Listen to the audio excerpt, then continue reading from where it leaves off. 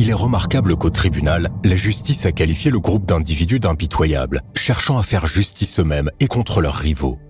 Pour ce faire, ils avaient construit 6 cellules insonorisées, semblables à une prison, ainsi qu'un conteneur pour des traitements. Les protagonistes devant le tribunal ont tenté de se défendre en arguant que dans le milieu criminel, ils savaient déjà que la messagerie EncroChat était sous le contrôle de la police.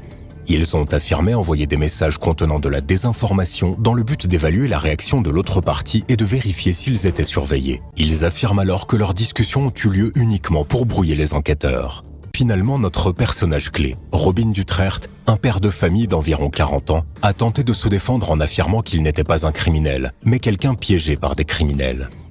Il a prétendu être un simple passionné de sport.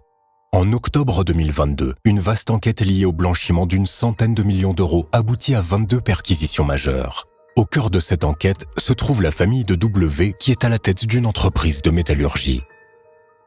Tout commence lorsque Pete Costa est arrêté à Rotterdam, dans un appartement prétendument enregistré au nom de Dennis de W, un présumé chef de ce gang qui se serait enfui à Dubaï, d'où il peut gérer ses affaires.